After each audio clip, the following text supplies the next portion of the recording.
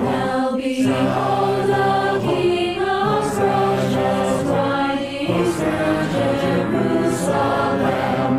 All rejoicing, daughters of Zion, every son shall worship Him. Hosanna, Hosanna, rejoice and sing Hosanna, Hosanna, Hosanna, praise His name. Hosanna, Hosanna, shout at His holy Christ, the Son of David, comes to reign. Hosanna, Hosanna, rejoice and sing Hosanna, Hosanna, Hosanna, let His praises ring. Hosanna, Hosanna, we welcome the Messiah.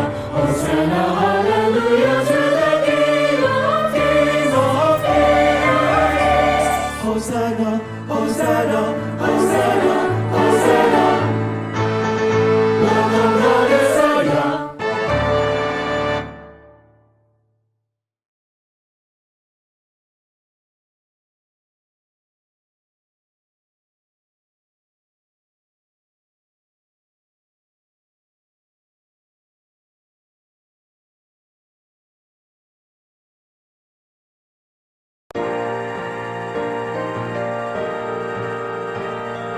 Lift Him up,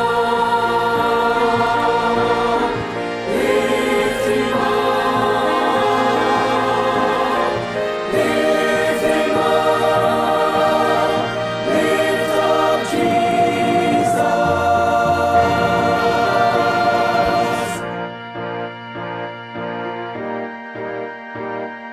God forbid that I should go to save only in the cross.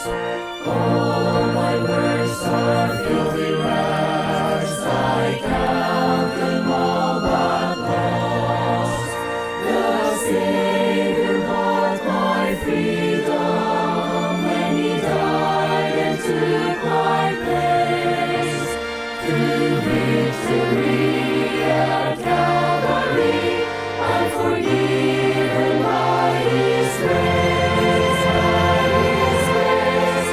Lift Him up, lift Him up, lift the name of Jesus high. Lift Him up, lift Him up, let His praises fill the sky. Jesus Christ in this our hand reaches out to every man. Hallelujah to the Lamb. Lift Him up.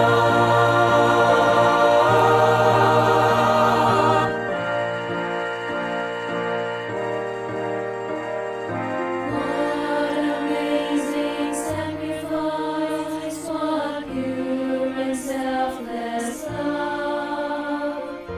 Robing me in righteousness to reign with Him above. Oh, how can I keep silent when my heart is filled with praise? Redeemed, restored, beloved, adored, I'll exalt Him all my days, all my days. Lift Him up, lift Him up, lift the name of Jesus high. Lift Him up, lift Him up, let His praises fill the sky. Jesus Christ in His our hand.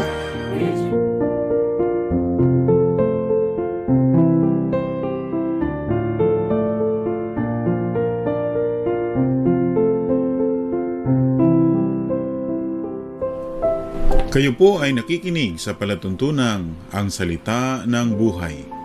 Ang palatuntunang Ang Salita ng Buhay ay hatid sa inyo ng mga kapastoran na nais tumulong sa paglago espiritual ng bawat mananampalataya sa pamamagitan ng pagtuturo ng salita ng Diyos, ang salita ng buhay. Ang palatuntunang ang salita ng buhay ay sumasa inyo mula Lunes hanggang Linggo sa ganap ng alas 7 ng umaga sa pamamagitan ng MTNK Channel online streaming. Ayon sa Mateo Kapitulo 4, talata 4, hindi lamang sa tinapay na bubuhay ang tao, kundi sa bawat salitang nagmumutawi sa bibig ng Diyos. Halina't ating pakinggan ang salita ng buhay.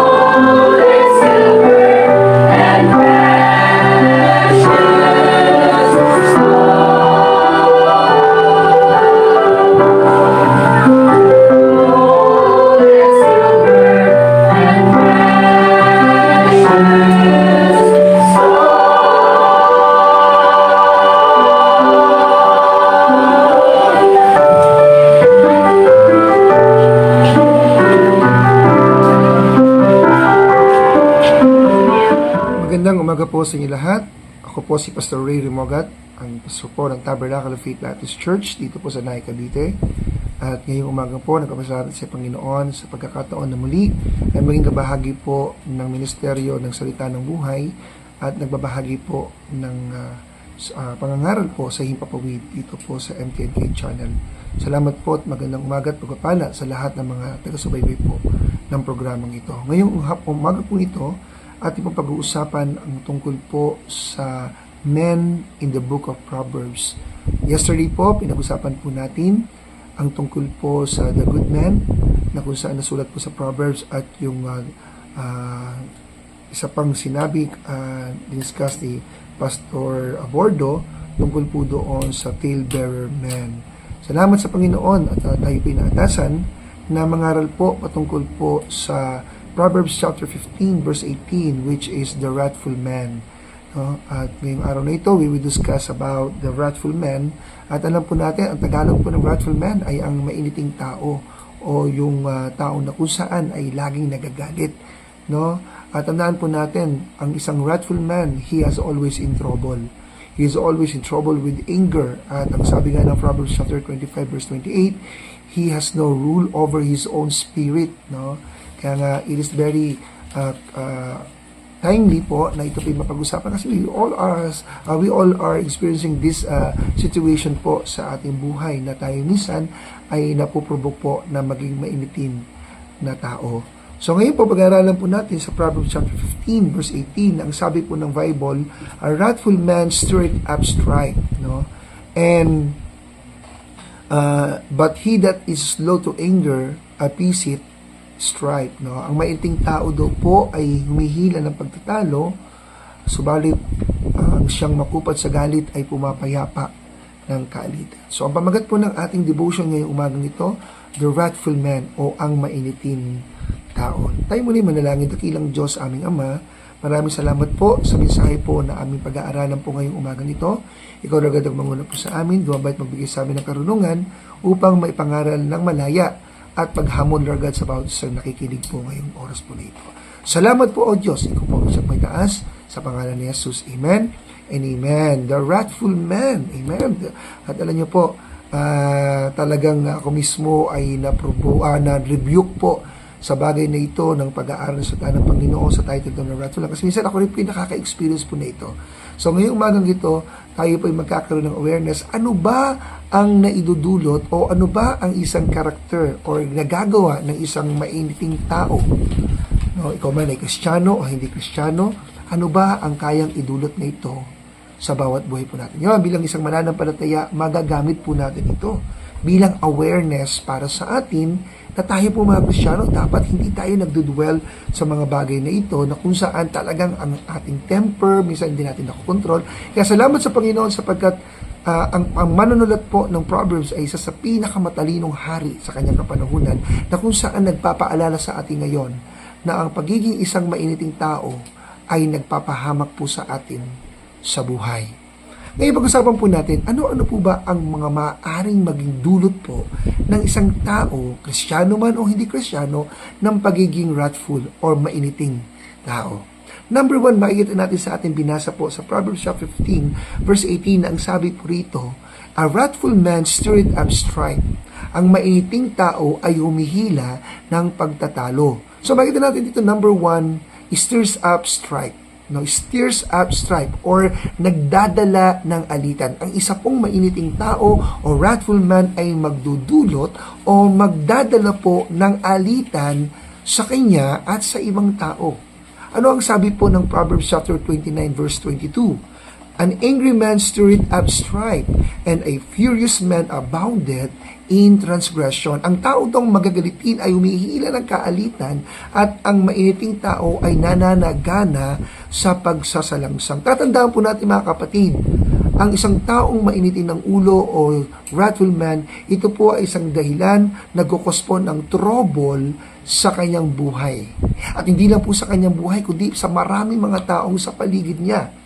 He stirs it up instead of appeasing it. Siya'y nagdadala ng galit, siya'y nagdadala ng provocation, siya'y nagdadala ng mga panggagalit ng ibang tao, at instead na siya ay maging appeasing o tagadala ng tagamapayapa, siya pa mismo ang nagdudulot po ng kaguluhan.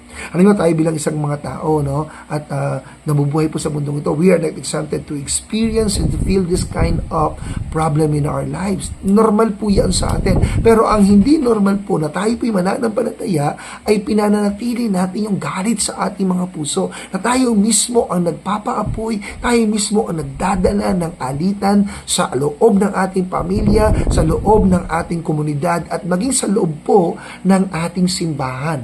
So we need to be aware of this. Do not be the channel of devil or evil na tayo po magdala ng isang alitan sa loob ng ating mga tahanan. Ano yung mga kapatid, sabi rito, ang wrathful man daw, he abounds in transgression. At isa sa pinaka-example po na ito mga kapatid ay si King Saul. King Saul is the perfect example of this man. He stirred up strife with David. Alam natin kung gaano siya kagalit at kamuhi kay David because aagawan siya ng kanyang posisyon. Sometimes ganun po ang nangyayari po sa buhay ng isang tao. Kristiyano man o hindi Kristiyano, kapag alam niyang malalamangan siya at makukuha na siya ng isang bagay na magdadala sa kanya sa pagkabagsak, nagkakaroon po siya ng galit at nagdadala siya ng galit sa kanyang kinabibilangan. Alam nyo, hindi lang po si King David na naapektuhan ng kanyang galit, pati ang kanyang anak na si Jonathan at ang mga priest, maging ang kanyang anak at marami pang mga tao. Apostle at King Saul is the perfect example of this man. Mga kapatid, tatandaan po natin, if the wrathful man would come down, magiging kalmado, everyone else could be much calmer. Kaya nga napaka-importante po bilang isang mananampalataya, bilang isang tao na may pagkaunawa po sa salita ng Diyos. Salamat na lamang sa paalala ni Haring Solomon na ang pagiging wrathful o yung mailing tao ay nagdadala po ng galit. So, we need to be aware of this. We need to take care of this. We need to be careful about this because it will causing us a miserable life inside and outside of our lives. Kaya mga kapatid, ang wrathful man, stir up strife, nagdudulot o nagdadala ng alitan. That's why we need to be aware of that. Pangalawa po, ang wrathful man po, it deals with pride. Nakikitungo sa pagmamataas. Ang isang wrathful man ay mas lalo sa kanya ang prideful, ang pagiging prideful. Ano yung sabi ng Proverbs chapter 21 verse 24? Proud and haughty scorner is his name who dealeth in proud wrath. Ang pagiging palalo at ang magpapataas sa tao ay manglilibak ang kanyang pangalan, siya'y gumagawa ng kahambugan ng kapalaluan. Mga kapatid, at tandaan po natin, pride is one of the 7 deadly sin. No? Isa sa mga 7 nakamamatay na kasalanan. Tatandaan natin that pride is usually at the root of his anger. Ito po yung ugat ng galit. Kung bakit ka naiinggit, kung bakit ka nagagalit, kung bakit ka nagiging envy, kung bakit ka nagkakaroon, alam mo yung mga insecurities because of pride. At kapag ang tao po ay nagiging mainitin ng ulo, it is because of pride ng kanyang puso at ng kanyang isipan. At ito yung mga bagay, mga kapatid, na talagang seryoso po sa buhay po natin. At ang lahat ng bagay ginagawa niya seryoso, lahat ng bagay ginagawa niya personal, at alam nyo, nagiging perfectionist na po siya.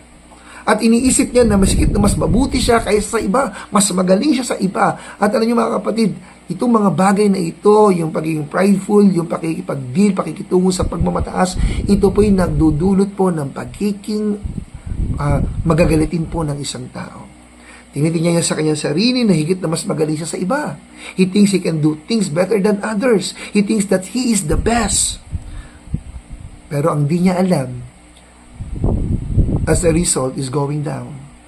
Ang tao pong prideful, ang tao pong nagdadala po ng alitan sa loob at sa labas ng kanyang buhay, ay ang tao na kung saan dinadala niya ang sarili niya sa pagkabagsak. Ano po ang sabi ng Proverbs 18 verse 12? Before distractions, the heart of a man is haughty. Bago ang pagkahamak, ay magmamalaki ng puso ng tao. Tatandaan natin mga kapatid, ang isang prideful no? Dahilan sa pagiging mahiti ang tao sa kanyang buhay, ito ay sumisira ng kanyang kalusugan, ito ay sumisira ng kanyang relasyon dahil sa galit sa kanyang puso. So let us be aware of this. A wrathful man stirs up, no, sabi dito, stirs up the strife and also deals with pride. Ano pa ang pangatlo? Ang wrathful man, dahil siya initin ng tao, magagalatin ng tao, he suffer punishment. Siya po'y magdudusa ng parusa. Makaka-experience. That's why we need to be aware of this. Kailangan maging alam po natin ito, mga kapatid, lalong-lalo ka na mananampalataya. Do not dwell into anger. Do not dwell into distraction. Do not dwell into envy or pride, because you and I will suffer punishment if we dwell in this scenario ng ating mga buhay. Anong sabi ng Proverbs chapter 19 verse 19? A man of great wrath shall suffer punishment, for if thou deliver him, yet thou must do it again. Sabi ng Tagalog, ang taong may malaking puot ay magtataglay ng parusa. Sapagkat kung iyong iligtas iyong marapat na gawin uli. Tatandaan natin, mga kapatid, he never learns from his blown-ups. Ang tao po na nananatili sa kanya ang galit, magsasuffer, mahihirapan, magkakaroon ng problema, madidestroy ang kanyang kalusugan, maging ang kanyang relationship sa ibang mga tao. At makita natin, mga kapatid, worst comes to worst, no? Kapag hindi pa talaga ito mapigilan at talagang napoprovoke niya sarili niya into anger and become anger sa lahat ng bagay, may possibility pa na siya ay mapahamak physically. Tatandaan, mga kapatid, ang pagiging magagalitin nagdudulot po ng krimen.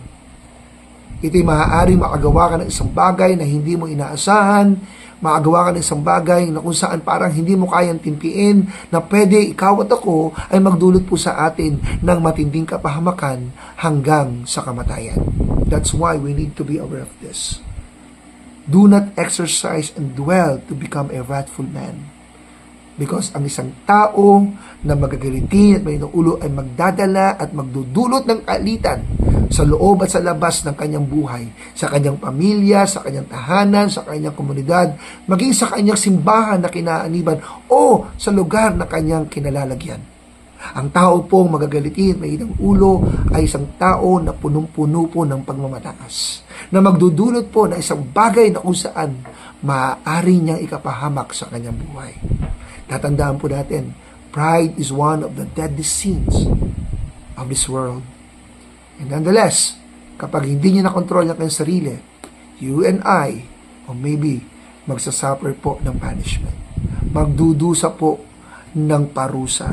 That's why anger has caused such harm to others that they will suffer the consequences for the rest of their lives. Mga kapatid, may mga iba't iba pong punishment, may iba't iba pong suffering. Huwag na natin hintayin. Because tayo po ay laging mainitin, tayo laging magagalitin, wrathful man. At the end of the day, ikaw lang o ako ang magsasuffer kapag hindi natin nakakontrol po ito. Lastly, ano ang may dudulot po ng pagiging magagalitin? It will cause us to have a few friends. Makes few friends o magiging kakaunti ang mga kaibigan. Nanonotice niyo ba yung mga kapatid? Aware ba kayo doon na kapag tayo po ay mainitin, low temper po, at alam niyo po, mga kapatid, mababa ang ating pong pagpapasensya, at tayo po ay lagi pong magatin, mapapansin niyo ba na parang umuunti o kakunti ang ating magiging kaibigan? Tama po, mga kapatid, ang narinig po ninyo. It makes few friends kapag tayo po ay wrathful man. Anong sabi ng Proverbs chapter 22, verses 24 to 25? It is biblical. Anong sabi po rito? Make no friends with an angry man. Huwag kang makipagkaibigan sa taong magagalitin. And with the furious man thou shalt not go, lest thou learn his ways and get a snare to thy soul. At sa mainiting tao ay huwag kang makisama o sasama. Baka ka matuto ng kanyang mga lakad at magtamo ng silo ang iyong kaluluwa. Mga kapatid, other men figure this out right away. Kapag ikaw at ako makita niya na tayo po'y wrathful, tayo po'y maiinitin, magagalitin, madali po ma-distinguish, madali po ma-identify na ikaw at ako ay may ganito pong uri ng pag-uugali. At ang sabi ng Biblika, huwag daw tayo makipagkaibigan. Kaya nga siguro marami sa atin mga kukunti lang ang kaibigan, very few friends na meron po tayo because nakikita, nanonotice po sa atin that we are not a good friends. Hey, listen to this, Christian. Kung ikaw'y mananampalataya, there is no place of this attitude, character na dapat mong dalhin sa buhay mo. Dapat ito ay maging friendly ka, maging approachable ka, maging madali kang lapitan because just like Jesus, walang pinipili ang Panginoon. Oo, nagagalit ang Panginoon, pero hindi nagtatanim. Dapat ganoon din po tayo mga mananampalataya. Kung meron ka mang galit sa puso mo, kung meron ka mang paghihinakit sa puso mo, this is the perfect time for you to unleash all that anger into your heart. Alam niyo mga kapatid, ang mga tao po na nakakanotice po sa mga pag-uugali natin na hindi maganda, ayaw po nilang lagi tayong kasama. Because they don't want also to become influence, na may influensya sila ng ating mga ugali. They don't want to be that target. Ayaw nila na sumunod sila sa katulad na meron tayo ngayon. Tatandaan natin mga kapatid, anger seeks a convenient target. And so anger is open aim at close friends. That's why ayaw nilang dumikit and they don't want to become next target ng katulad ng ugali mo at ng ugali ko. Mga kapatid, a wrathful man ay nilalayuan ng mga tao. Ang magagaliti at mainitang tao ay laging inaayuan at inaalisan. Why? Because it is biblical. Sino ba sa atin dito ang gusto lagi kasama ang taong laging mainit ang ulo? Wala. Kaya mga kapatid, kung ikaw nais mong dumami, lumawak ang koneksyon at mga kaibigan mo, become friendly. We need you and I we need to become friendly, we need to become approachable at maging mabuting kaibigan at kapwa mananampalataya sa lahat ng pagkakataon. Mga kapatid, tatandaan po natin, ang isang mainiting ulo o tao o wrathful man, nagdudulot o nagdadala po ng alitan sa buhay. Ang tao pong mainitin na tao o wrathful man ay nagdidil, nakikisalamuha o hinahayaan niya na idil niya ang pagiging prideful o pagmamataas. Ang tao po na nanatili sa buhay niya ang pagiging mainiting tao o pagiging wrathful man ay magsasuffer ng parusa. At ang tao po na mainitin at laging galit ay ang tao na meron lamang kakaunting kaibigan. Mga kapatid, if you are wrathful, you have to change. Kung ikaw ay mainitin, kailangan mo magbago. At ang Biblia po, ang sabi, we need to become, appeased.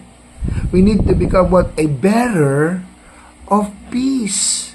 Dapat daw tayo ay maging tagapamayapa ng kaalitan. Ikaw at ako ang maging sentro, ikaw at ako ang maging daan, ikaw at ako ang maging tulay upang ang sino man sa paligid natin nagkakaroon ng alitan ay mapagkasundo. And that is our duties and responsibility. If you are a wrathful man today, you have to change. It's not the circumstances. It's not the other people in your life. It's you. Ikaw at ako ang dapat magbago. And we must learn to rule our spirit so that your anger doesn't rule you. It is very clear. Kailangan nating matutunan na i-rule over ang ating mga espiritu so that itong galit ay hindi mag-rule over us sa ating mga buhay. Munting paalala, munting reminders po sa atin that we need to be aware. Maraming pagkakataon na nagiging mainitin po tayo sa ating mga personal na circumstansya. But listen to this. Ang sabi ng Bible, we are a bearer of peace. We are the bearer of reconciliation. Do not be a wrathful man. Do not be a channel of alitan or wrath sa lahat ng mga tao. But instead, we need to become a blessing. We need to become a blessing to each and everyone. And if you're a wrathful man, you have to change. Maraming salamat po at magandang umaga po sa inyo lahat, sa inyo pong pakikinig at pag-aaral ng salita ng Panginoon ngayong umagang ito. God bless and see you all.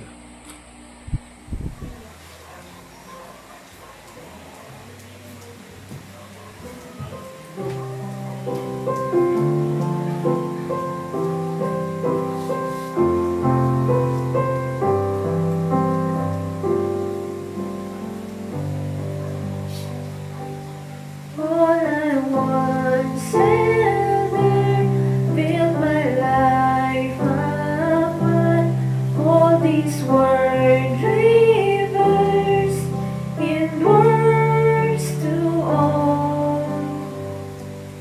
All I once to gain, I have counted lost, spent and worthless now.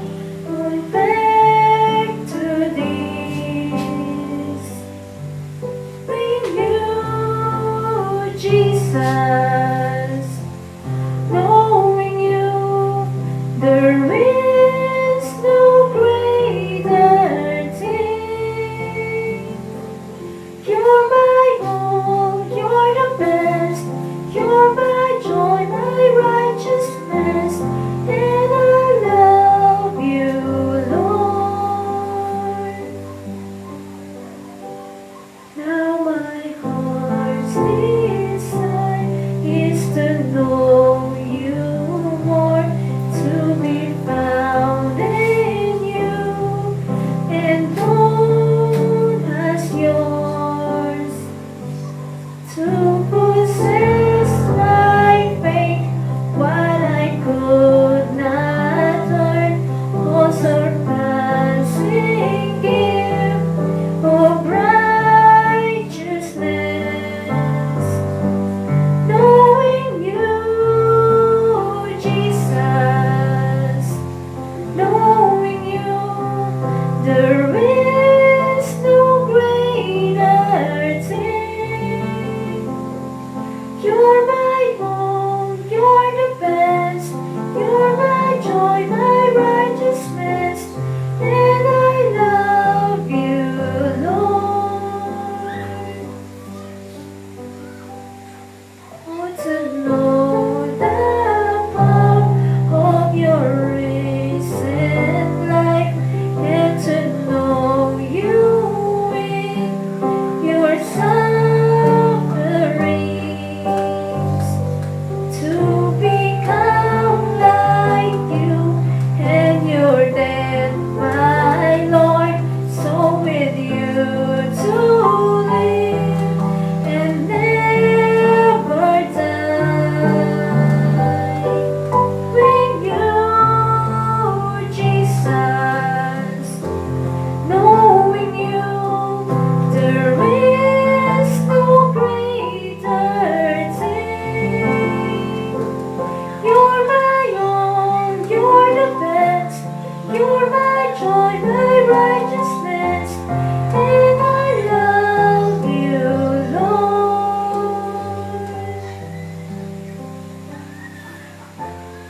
Love you, Lord. To God be the glory.